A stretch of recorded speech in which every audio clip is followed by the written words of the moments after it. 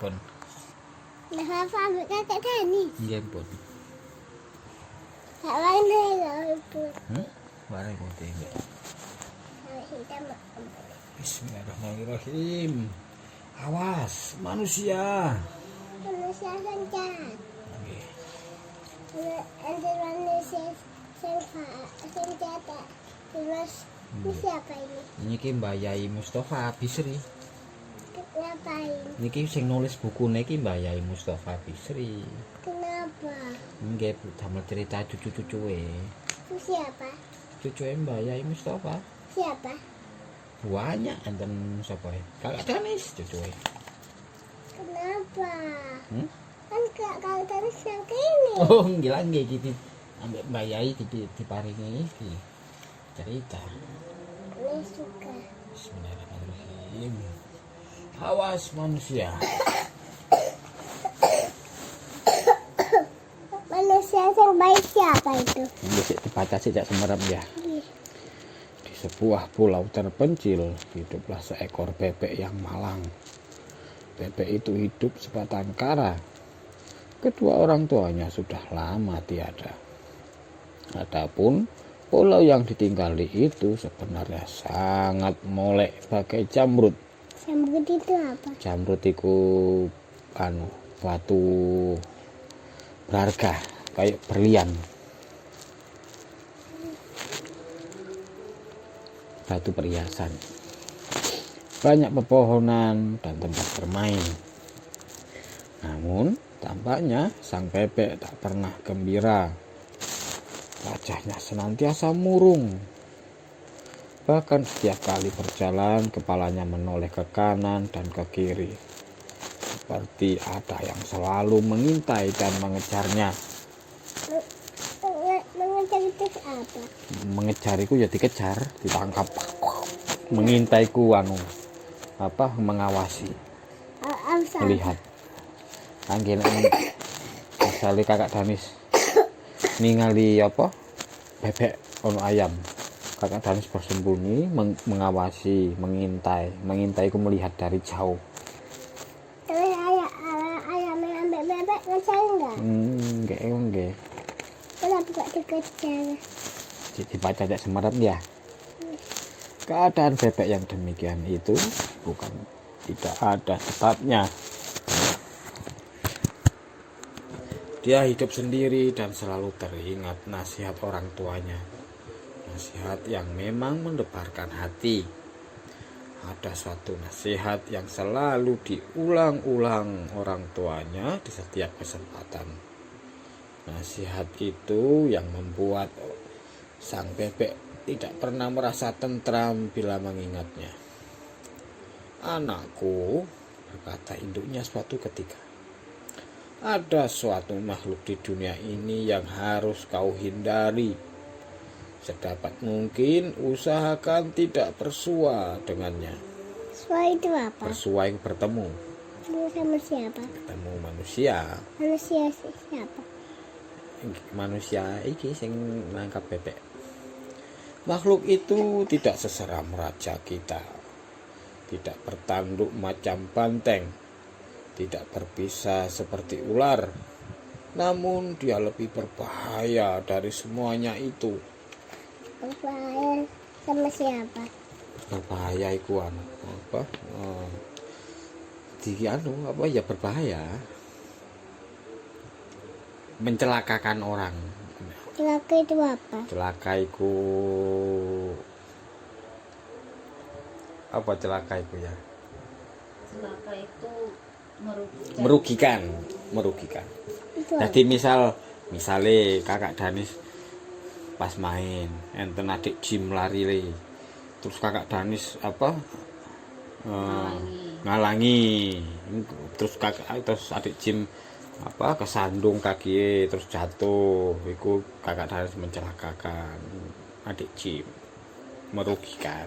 Tapi kak parang itu mencelakakan. Oke? Oke, main apa sih? Kakak Danis main sembarang, kak parang mencederai, mencelakakan temannya, saudaranya. Kakak suka nggak suka juga adik lari terus Kak Danis main Ayo kita satu. Ada pusing. Pusing. Nggih. Oh, ya wis istirahat ya pusing. Siap. Lanjut mana nggih? Nggih. Dengan mengantuk, dia sanggup mengeluarkan ikan dari dasar laut. Dan dengan sebelah mata mampu menjatuhkan burung di angkasa. Bahkan dengan tipu dayanya, dia dapat menundukkan gajah. Gajah itu apa? Gajah? Gajah itu ya hewan sing besar.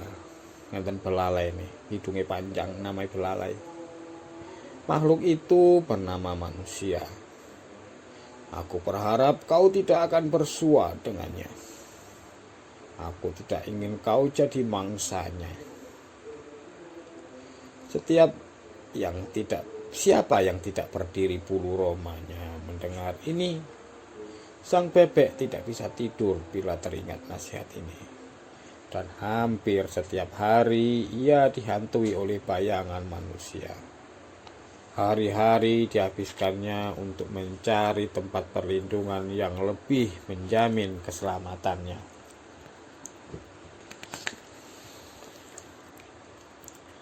Demikianlah pada suatu hari sang bebek menjumpai sebuah gua di kaki gunung. Ini tempat berlindung yang baik, pikirnya. Tapi baru saja dia akan masuk, tampak olehnya putra Raja Rimba sedang duduk angker di relung gua.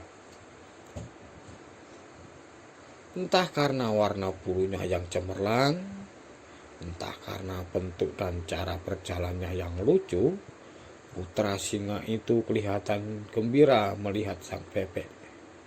Bahkan kemudian memanggilnya mendekat.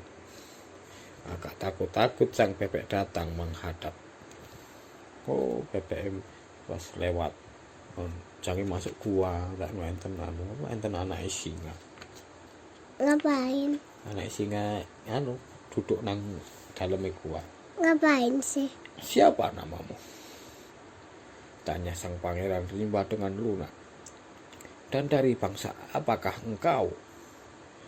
Nama hamba bebek, tuanku. Hamba dari bangsa unggas. Jawab sang bebek. Bebek kemudian memberanikan diri bertanya. Ampun tuanku pangeran. Kalau hamba boleh bertanya, mengapa Paduka bersembunyi di tempat sesunyi ini? Pangeran Rimba tertawa sebentar sebelum menjawab. Oh, bebek yang mungil. Ayahandaku yang memerintahkan aku harus bersembunyi di gua ini. Beliau khawatir aku akan bersua dengan manusia. Makhluk satu ini, kata beliau, sangat berbahaya.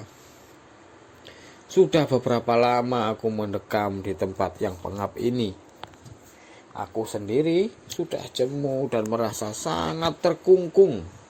Kungkung itu apa? Terkungkung itu dibatasi, terkurung. Kungkung itu apa? Jadi apa? Misalnya burungnya siapa? Burung nang gone sangkar iku. Burung adik Fabi iku nang omahe Mbah. Burung kan nang dalam sangkar. Lah burungnya terkungkung, terkurung, dikurungin nang gone sangkar. Sangkar itu apa? Sangkar iku tempate burung. Tempatnya hewan, rumah hewan namanya sangkar. Kenapa? Oke, kan burungnya ditangkap, dimasuk nang nggone sangkar, cek mboten lepas. Lepas. Nek lepas ya terbang, burungnya mantuk nang rumahnya sendiri, nang sarange. Sayang mana? Sarange burung nang nggone pohon-pohon. Nek ketangkap. Nek ketangkap dimasuk nang sangkar. Tempat full nang kono ta. Tempat full nang kono ta. Nggih. Lanjut nggih. Tuanku, suara bebek. Hamba juga mendengar dari orang tua hamba tentang makhluk yang bernama manusia itu. Namun menurut pendengaran hamba, makhluk itu tidak bertanduk. tidak bercula dan tidak mempunyai kuku-kuku yang tajam. Dia memang jauh lebih besar dari hamba. Tapi dibanding tuanku, dia hanyalah makhluk kecil yang tidak berarti. Bebek berkata begitu sengaja memengaruhi si anak singa. Dia berharap Pangeran Rimba mau melawan manusia. Setidaknya mau melindunginya dari ancaman manusia. Karenanya dia pun melanjutkan. Hamba yakin tuanku akan dapat dengan mudah menundukkan manusia. Seperti binatang-binatang yang lain. Hamba sudah membayangkan suatu saat di mana tuanku menaklukkan makhluk itu.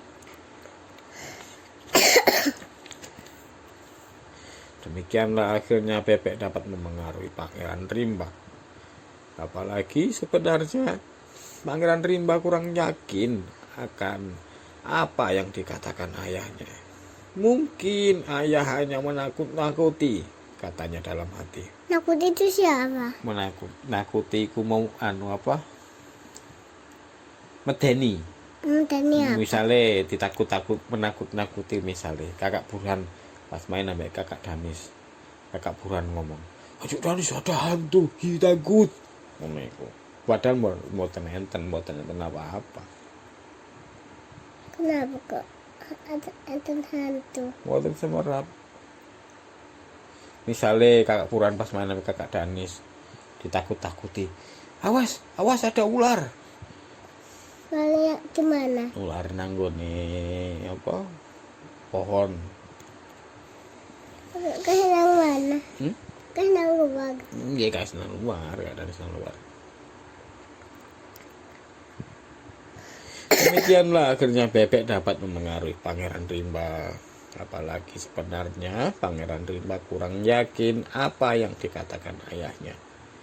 Mungkin ayah hanya menakut-nakuti. Nakut siapa? Nakut-nakuti nggak mau. Nakut-nakuti anak singa, katanya dalam hati. Dan harga dirinya pun tersinggung. Anak Raja Rimba tidak mengenal takut. Demikianlah akhirnya dia keluar meninggalkan gua persembunyiannya. Dia pergi diiringi sang bebek dengan satu tujuan, mencari manusia. Pangeran Rimba ingin menundukkannya atau bila perlu memangsanya sekalian. Mereka berdua sedang dalam perjalanan. Tiba-tiba tampak debu mengepul dari kejauhan. Lampu itu apa? Mengepul itu debu nih berterbangan. Terus kemana? Kena angin, debu nih kena angin, ketiup angin. Hati mereka berdebar, lebih-lebih sang bebek. Sang bebek kenapa? Ketakutan. Takutan apa? Enten kelihatan ono debu, kok banyak debu ketiup angin. Yang tampak kemudian ternyata seekor keledai. Keledai itu terlihat sangat gelisah dan ketakutan.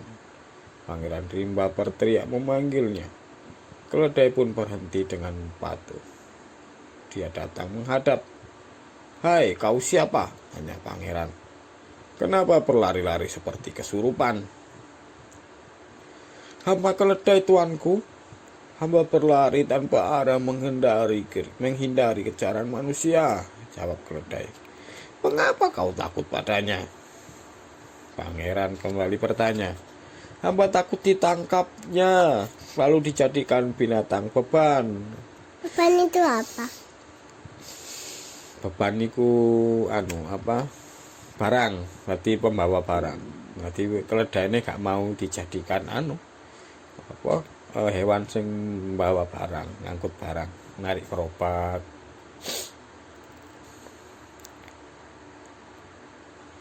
Hampir seluruh tubuh ini akan dibelenggunya dengan bermacam-macam alat perlengkapan.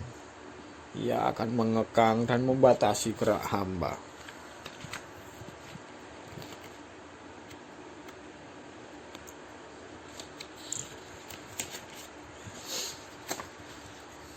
Di punggung hamba akan ditindihkan beban yang sangat berat.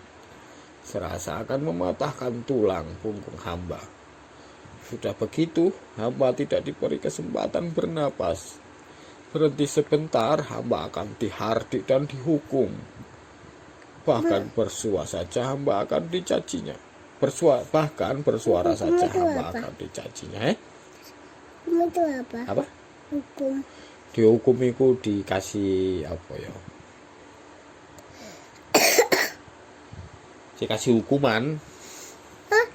Ya tindak. Nah, iki beban iku.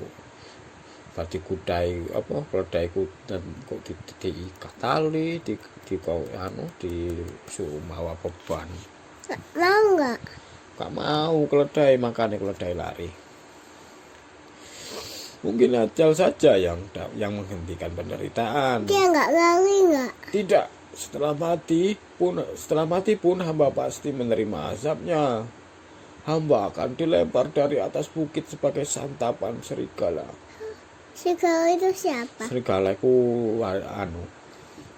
anjing liar. Ngeri juga sang bebek mendengar penuturan keledai ini. Sebaliknya, sang pangeran rimba giginya berkerut lemas. Lalu hendak kemana kalau kau ini keledai? Tanya pangeran rimba tiba-tiba. Yang mana? Hamba akan terus berlari. Kalau perlu sampai ke ujung dunia. Yang mana? Iki lari. Kenapa lari? Iki menghindari manusia aja gak ditangkap manusia. Sebelum matahari menyingsing tadi, hamba melihat manusia. Hamba pun cepat-cepat melarikan diri, ujar keledai. Ada kuda. Oh, gantian ini. Begitulah, baru saja keledai berpamitan, tiba-tiba dari arah depan tampak lagi debu mengepul.